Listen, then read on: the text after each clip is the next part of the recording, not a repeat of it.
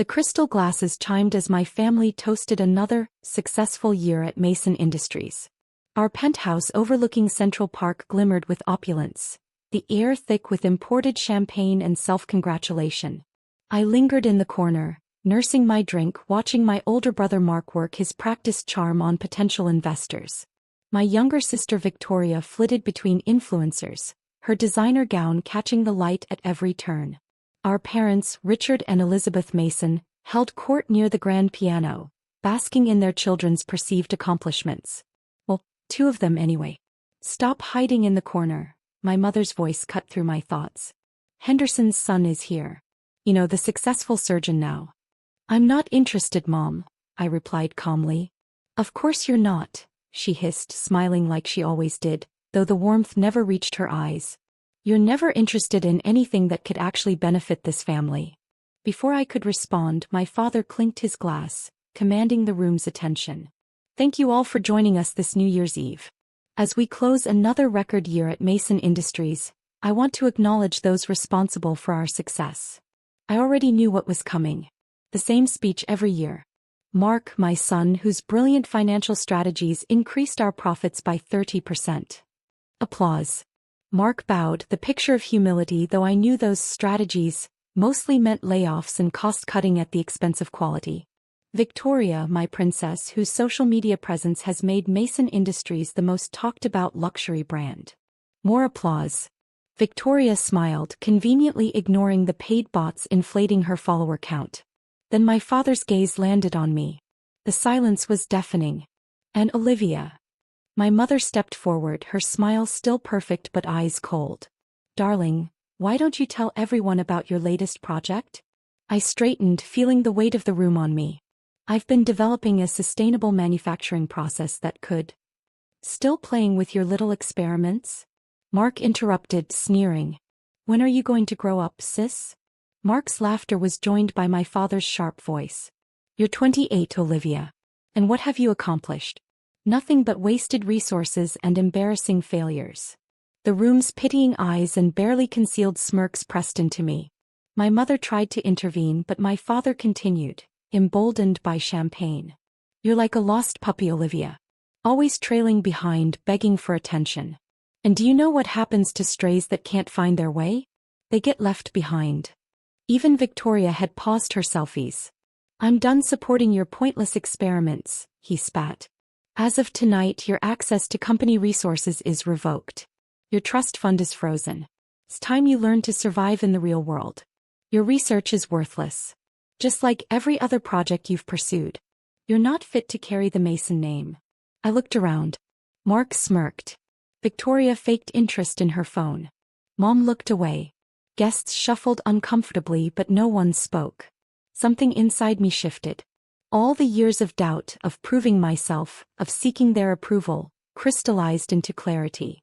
I placed my glass carefully on the nearest table. You're right, Dad. I'm not fit to carry the Mason name, because unlike the rest of you, I actually want to create something meaningful. He started to protest. How dare you? You want to cut me off? I interrupted, my voice steady. Fine. But remember this moment. Remember how you treated your lost puppy daughter. Everyone in this room will. I promise you that. I turned to leave, ignoring his angry roar. If you walk out that door, don't ever come back, he bellowed. You'll have nothing. No money. No connections. No future. I smiled, stepping into the crisp New Year's Eve air. That's where you're wrong, Dad. For the first time, I'll have everything I need. By the time I called Dr. John about my sustainable manufacturing process, the future was already beginning. They thought they'd abandoned a lost puppy. They had no idea they'd just unleashed a wolf. 6 months later, my process revolutionized the industry. Dr. John's firm recognized its potential immediately, something my family had been too arrogant to see. I sat in my new office at Jang Innovations, watching Mason Industries crumble under an environmental scandal. Mark's cost-cutting measures had come back to haunt them. Miss Mason, my assistant Sarah called. The reporter is here for your interview. Just Olivia Chin now, I corrected. I'd filed the name change last week. David Wells, sharp-eyed and sharper in questions, asked, your process is being called the biggest innovation in the field this decade. What inspired you? I thought of Mason Industries' toxic waste reports. I saw an industry desperate for change. Someone had to step up. And the timing? Your former family's company is facing environmental violations. Any connection? I prefer to focus on solutions rather than competitors' problems, I replied coolly. Later, Dr. Jung entered, her quiet confidence unshakable. The board approved your proposal. We're expanding into luxury goods manufacturing. I nodded, trying to contain my excitement. 3 major brands already wanted exclusive rights to our sustainable process. Even Mason Industries had reached out, stock down 30% after the scandal. What did you tell them? That they should contact our head of innovation directly, I said, smiling. I believe you're familiar with their management. The next day, my father's name appeared on my caller ID. I let it go to voicemail. His voice, strained and powerless, said, "We should talk about business." 3 more calls followed. Emails flooded in. Even Victoria pleaded for me to intervene. I didn't. I focused on building a new division built on innovation, ethics, and vision, the kind of legacy I'd always wanted. Everything Mason Industries wasn't. Then Mark showed up at my office. "Nice place," he sneered, looking around. "Though it's no Mason Industries." "That's the point," I replied coolly, not offering him a seat. "What do you want, Mark?" "We need your manufacturing process," he said, leaning forward. "The board gave Dad 3 months to fix the environmental issues, or they vote him out." "Sounds like a personal problem," I countered. "Listen," he said, lowering his voice. "You've made your point. You're not just the family failure anymore. Now come home, help save the company, and we can all move forward." I turned my screen toward him, opening a file. "Come forward with these factory reports, the ones showing you knew about the toxic waste 3 years ago." His face went pale. "Or maybe like Victoria's counterfeit scheme. Amazing what people will tell you when you actually treat them with respect." "You wouldn't dare," he whispered. "I already did," I said, showing him the morning's financial news. Mason Industries' stock had dropped another 15% as rumors of the scandal circulated. "You're destroying our family," he murmured. "No, Mark," I said. "The family destroyed itself. I'm just refusing to sync with it." After he left, the board of Mason Industries called me directly, bypassing my father. They wanted to discuss a potential acquisition. That evening, Dr. Zhang appeared in my office. "The board's offer is strong," she said, placing the proposal on my desk. "With this, you could take control of Mason Industries completely." I stared at the documents, thinking of all the years I'd spent trying to prove myself. "What would you do?" she asked, smiling. "Remember, success is the best revenge, but mercy shows true strength." I picked up the phone and dialed a familiar number. "Dad, we need to talk. Not about the past, but the future of Mason Industries. I have conditions." I laid out my terms.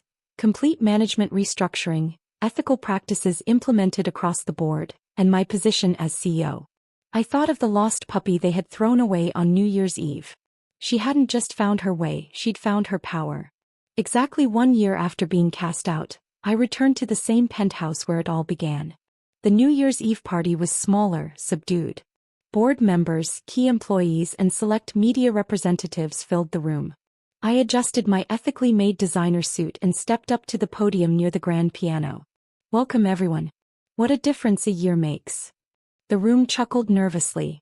The media already knew the story, the lost puppy who had returned as CEO. My father sat in the corner, diminished somehow in his expensive suit.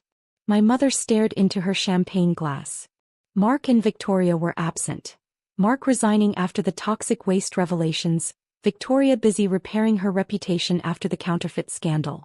"Mason Industries has undergone significant changes this year," I continued. "Our new sustainable manufacturing process has solved our environmental issues and made us an industry leader in ethical production." Dr. Zhang nodded from her seat as board chair. "Our stock has recovered and exceeded previous highs. Our employees enjoy better working conditions and benefits. And our reputation." I allowed myself a small, satisfied smile. "Well, let's just say we're known for more than scandals these days." Applause filled the room. Even my father managed a weak clap. Later my mother approached. "You look well," she said stiffly. "Amazing what success can do for appearance," I replied, making her flinch. She hesitated. Olivia, I should have stood up for you that night. Yes, you should have. But maybe I never would have found my strength if you had. Are you happy? She asked. I considered it. I'm satisfied. Happiness wasn't the goal. Justice was change. Proving that doing things the right way can be more profitable than cutting corners and crushing people. She nodded slowly. Your father, he's different now. Quieter. He spends a lot of time in his study looking at old photos. He's welcome to keep his consultant role, I said. As long as he remembers who's in charge. My father approached, aged by 12 months of consequences. Olivia, I've been working on that proposal you requested for educational programs on sustainable manufacturing in underprivileged communities. Good. Have it on my desk Monday morning. I was thinking, perhaps we could discuss it over a family dinner. I studied him. The arrogance was gone, replaced with something resembling hope. Business dinners are on Thursdays. Schedule time with my assistant, I said firmly. Trust isn't rebuilt over a single meal. He nodded, accepting my boundary. Later, after the guest had left, I stood on the penthouse balcony where I had made that life-changing call to Dr. Zhang a year ago. The city sparkled with possibilities I had never seen through my family's narrow lens. Sarah, I said, turning to my assistant. Community outreach program ready? Yes. And Miss Victoria emailed about potential involvement. Tell her to apply through proper channels like anyone else. And Mark, still trying to start his company in Boston. Keep monitoring him. Sarah hesitated. There's one more thing. Dr. Zhang is retiring next month. The board unanimously recommends you for chairperson. I smiled, looking over the city. From lost puppy to CEO to chairperson. But titles weren't what mattered anymore. My phone buzzed. Dr. John. Proud of you, Olivia. You've created something meaningful. Finally, my family understood. Success isn't about appearances or power. It's about creating positive change, lifting others instead of pushing them down. The lost puppy hadn't just found her way home. She'd built a home where others could find their way too.